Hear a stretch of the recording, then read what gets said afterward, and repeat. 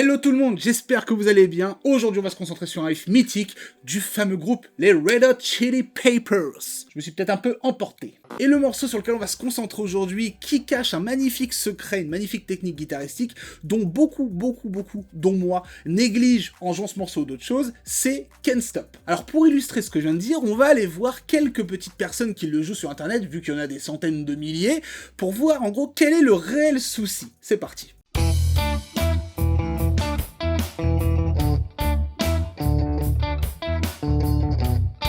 Ok, sympa, mais j'ai envie de dire non.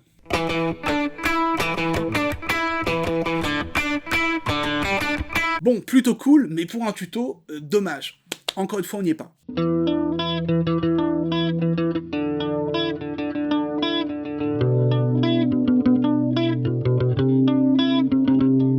Ok, plutôt sympa, plutôt mignon, mais encore une fois, non. Allons maintenant voir le boss qui a créé ce morceau, John Frusciante, en live.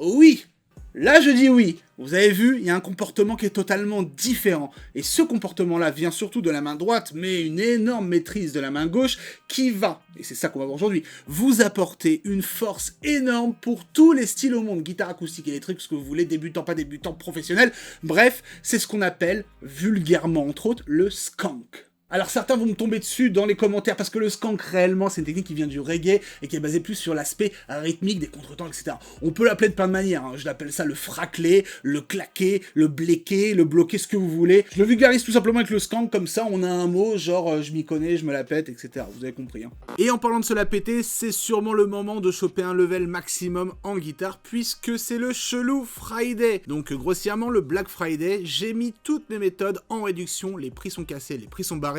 Et ça concerne toutes les méthodes et même les compositions de packs. Genre quand vous prenez plusieurs méthodes, vous avez des méga réducs cumulés. Évidemment, le Chelou Friday, c'est dès maintenant pendant quelques jours sur lachelousphère.com. Ça concerne aussi la BD, s'il y en a qui veulent rigoler tout en apprenant la guitare. J'ai mis tous les liens en description, c'est le moment de profiter des grosses réductions. Ok, donc pour commencer, je vous le joue avec les différents angles de caméra, vous allez voir un peu le comportement des mains, surtout pour essayer de comprendre comment ça se passe. Après, je vous explique tout ça. Et surtout, je vais jouer de deux manières différentes. La manière en mode comme on l'a vu, c'est-à-dire on se prend pas trop la tête, on va pas dans l'ADN parfaite du morceau, voilà, on précise pas les choses, et la manière façon Frusciante. C'est parti, sortez bien les esgourdes.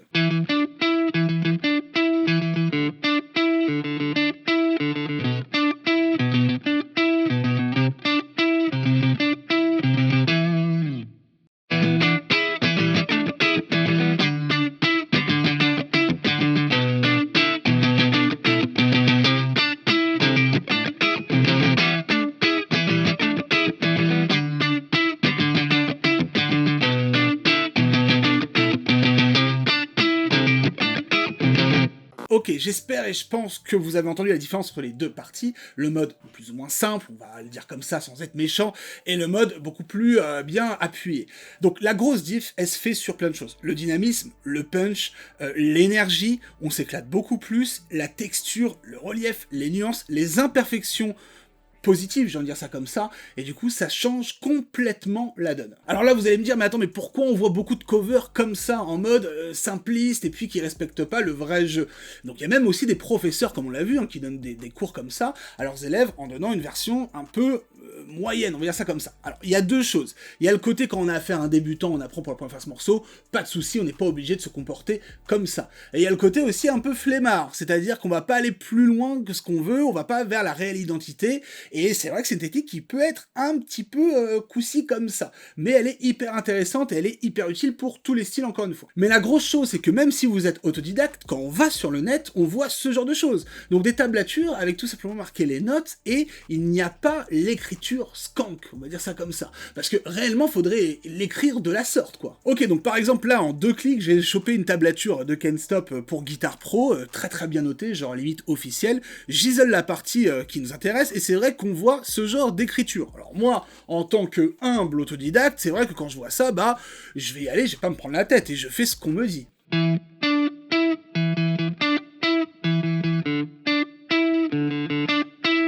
Etc. etc., etc. Et on est très loin de la réalité, l'intensité du morceau. Et pourquoi ça, vous allez me dire? Parce que c'est vrai que si on commencerait à écrire la technique avec le skank façon Frusciante, on aurait un truc illisible qui ressemblerait à ça.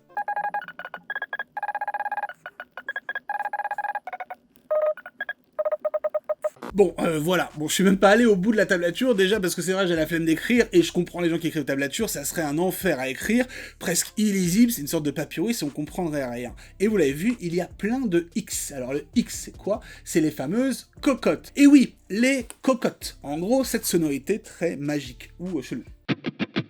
Les X, c'est ça, c'est-à-dire c'est quand on étouffe, eh bien, en gros, on a cette chose très percussive. Et pourquoi on a plein de X avec juste, par exemple, un 7, un 9, etc.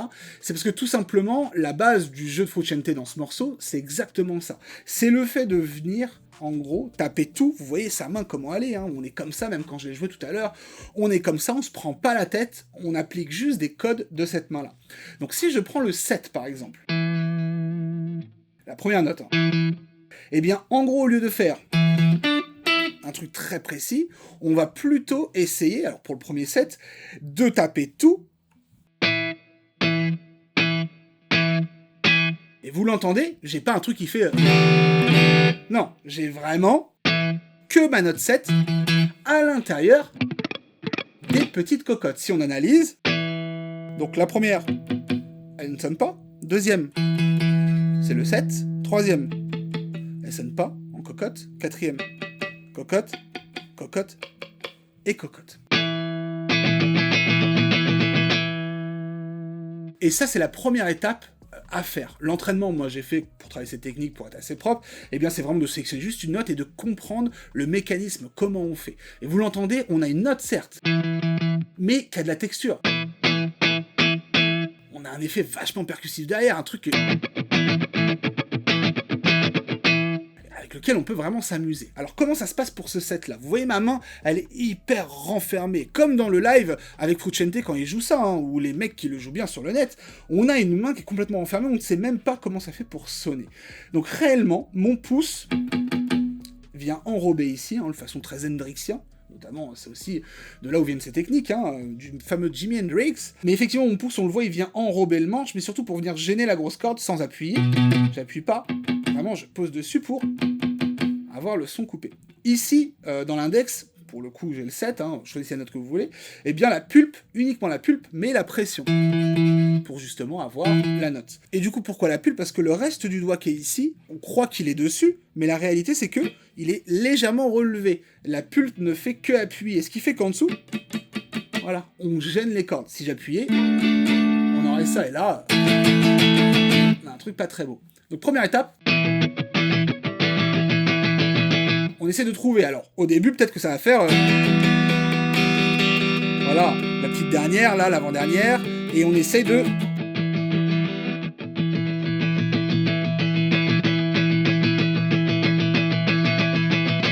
Et au bout d'un moment, eh bien écoutez, on va pouvoir s'amuser. Donc en gros, je vais pas vous apprendre le riff de Can't Stop, c'est pas le principe, vous pouvez le lire avec les tablatures, etc. qui existent, les tutos, mais vous pouvez surtout appliquer ces techniques. Moi, je vous apprends à appliquer ces techniques et on va voir après les choses parallèles qu'on peut appliquer. On va juste voir quelques mesures ensemble pour voir quelles sont les différentes stratégies à mettre selon la corde, est-ce qu'il faut utiliser le pouce ou pas, si on est tout en haut, comment on fait tout en bas. On voit déjà la première mesure. Donc globalement, on a ça à faire au début.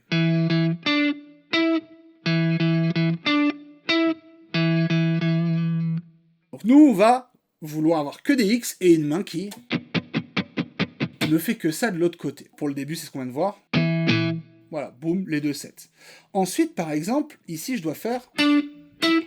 Donc je vais pas m'amuser, c'est pour ça qu'on reste bien fermé, je vais pas m'amuser à enlever ma main, parce que là... soit je mets mon pouce comme ça, mais on casse un peu la main, donc c'est pas très confortable, etc. Mais on peut utiliser par exemple des doigts comme celui-là et celui-là, pour garder bien notre position, et derrière, voilà, venir couper avec le reste des doigts.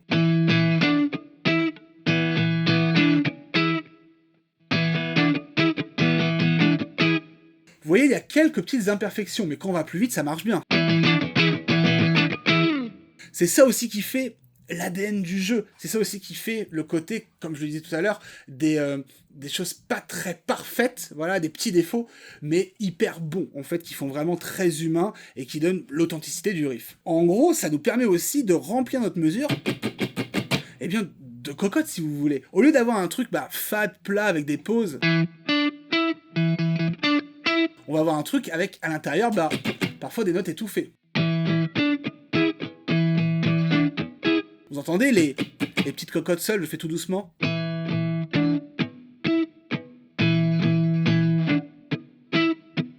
Et tout ça, en gros, c'est ce qui permet que la main soit toujours fidèle à son mouvement, on va dire ça comme ça, et qu'ici on sécurise au maximum. D'ailleurs, le sujet principal vraiment de cette vidéo, c'est sécuriser votre jeu pour atteindre une propreté maximale. Mais surtout, le fait d'intégrer des coups à l'intérieur de tout ça, ça crée de la rythmique, mais surtout du groove, de l'énergie, du punch, du dynamisme. On va prendre l'autre cas où on a une corde à vide ici. Alors on peut se dire, ouais, alors, je me concentre sur la corde à vide. Comment je fais pour jouer toutes mes cordes et juste avoir une corde à vide? Et bien là, on va devoir casser un peu la main, et c'est ce qui forge aussi votre motricité derrière. C'est-à-dire qu'en gros, voilà, peut-être que le pouce va venir enrober un peu plus large, notamment les Stratocasters, c'est pour ça qu'ils ont beaucoup ces guitares-là, ces gars-là, parce que la Strat fait que le manche est hyper confortable pour ça. On va venir enrober, et ici, en gros, avec ces doigts-là, on vient venir juste poser. Donc en gros, voilà, l'index se pose, donc il faut une finesse de jeu, ça crée aussi de la finesse. Ici, le pouce, voilà, les deux premières, eh bien, elles vont être bloquées avec le pouce, et là, j'ai que ma fameuse troisième corde à vide. Après, je vais pouvoir faire ma pression. Faut pas avoir peur, je vais pas dire d'avoir des fausses notes, c'est pas ça, mais faut pas avoir peur vraiment de se tromper. C'est pas grave, d'accord? S'il y a une petite note qui fuse, etc. Et de toute façon, on l'entend dans ces lives, c'est vachement, j'ai envie de dire, très brut de décrochage, ce jeu-là. Il est hyper bien réfléchi, y a pas de problème, mais c'est très brut de décrochage, faut vraiment pas avoir peur. N'hésitez pas à aller vite, rapidement. On y va tranquille, toujours étape par étape, mais ça peut faire du bien des fois de se lâcher un peu, vous allez voir, ça va marcher. Alors ensuite, autre cas quand on a que la corde d'en haut. Voilà, comme ici, hein. Alors, comment on peut faire? Réellement, alors, Frusciante, Jimi Hendrix, ou même les Clapton, etc., Mayer, John Mayer, vont utiliser le pouce, clairement, ici. Là, on le voit peut-être pas, mais j'ai une pression sur le pouce. D'ailleurs, je pense que Frusciante le joue comme ça dans le live. En gros, le fait d'utiliser le pouce permet, à cette main-là, de bloquer tout le reste, et le pouce juste être là.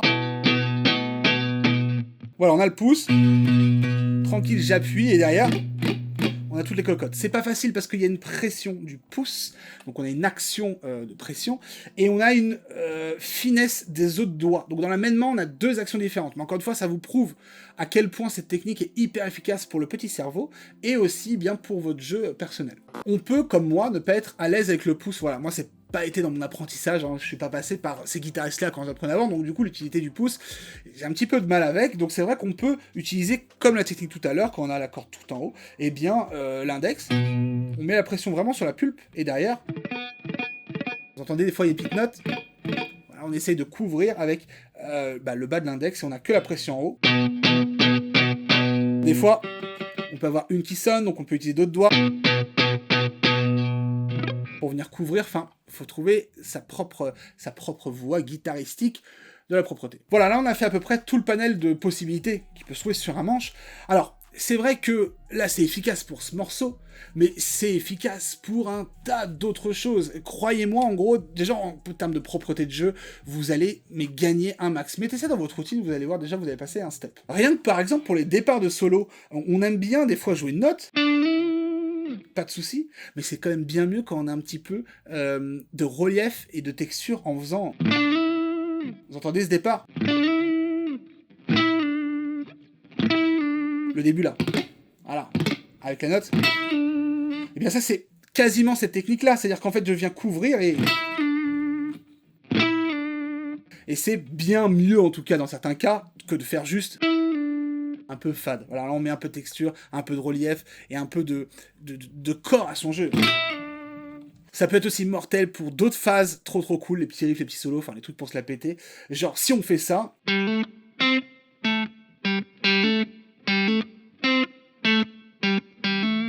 Bon, en gros, c'est sympa, mais ça manque de choses, surtout si on le joue tout seul. Alors que si vous utilisez la technique qui est exactement la même, par rapport aux voilà, sécurité de jeu et tout...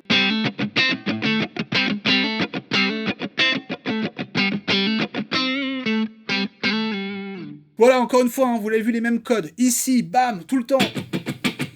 Voilà, ça permet de remplir les coups pour avoir un sample maximal rythmique. Et ici, on a une main très fermée, on croirait même que je bouge à peine les choses, alors qu'il se passe beaucoup de choses, c'est très fin dans le mouvement, et ça peut vous apporter plein de choses. Je pourrais pas tout vous montrer, même en guitare acoustique, c'est mortel, même dans le métal, à la limite, c'est mortel pour avoir une propreté de jeu maximale. En tout cas, je le redis, c'est mortel. Et boum, voilà, c'était cadeau, cette petite vidéo, alors qui peut paraître peut-être courte en explication, mais qui est énorme en termes de boulot. Donc j'espère que ça vous fera du bien, j'espère que vous pourrez bosser avec, essayer de le mettre dans votre routine, c'est le truc le plus important je pense, et pourquoi pas essayer de jouer Can't Stop à cette manière-là. Pour ceux qui ont l'habitude de jouer, vous allez voir, c'est un peu déroutant. Je vous rappelle qu'actuellement, pendant quelques jours, il y a le Chelou Friday, grossièrement le Black Friday, sur ma plateforme lachelousphère.com pour toutes mes méthodes vidéo, hein, les polyvalentes, les métals, l'improvisation, même la MAO, pour ceux qui veulent découvrir ça, c'est mortel, il y a beaucoup de gens qui sont contents d'ailleurs cette méthode, ou la méthode Shred Solo, enfin plein de choses, même sur la BD, il y a des réducs, enfin tous les prix sont barrés, j'ai défoncé tous les prix, n'hésitez pas, c'est juste pendant quelques jours pour vous faire plaisir et voir plus que cette pédagogie que je vous montrais là. Là vous avez vu environ 0,8%, avec les méthodes en fait, on a même une communauté ensemble, je vous suis, etc. Enfin c'est mortel de chez mortel, à deux doigts de sonner for life. Je tenais à vous laisser un petit mot pour votre soutien énorme sur ce qui s'est passé la semaine dernière. J'ai lancé donc ma première simulation d'ampli, en tout cas j'ai créé ma marque de simulation d'ampli Blob Audio. On a lancé la semaine dernière juste les préventes à midi pile le lundi, et à midi pile et 3 secondes, le site a planté tellement vous étiez énorme. On a vu les chiffres, on a pété un plomb, et les préventes qui étaient limitées se sont vendues en exactement 9 minutes. Donc, il y a eu beaucoup de déçus, je suis vraiment désolé, hein, c'était des préventes limitées. Par contre, on se retrouve le 7 décembre pour la sortie officielle. Sachez qu'aujourd'hui, tout ce que j'ai utilisé comme son, ça vient de Blob Audio. Donc, blobaudio.com, c'est le site, vous pouvez aller voir. Vous inscrire à la newsletter aussi, pour être informé les premiers de l'ouverture du site, pour pas retomber dans ce qui s'est passé la semaine dernière. Mais par contre, vous êtes une communauté en or, parce que, encore une fois, on a vu les stats, on a vu les Google Analytics, comme on dit. Alors, je regarde jamais ça. On a pété un plomb. Le 7 décembre, ça va être le feu, parce que tout sort. Il n'y a que des retours positif sur cette simulation d'ampli, encore une fois, hein, première française, etc.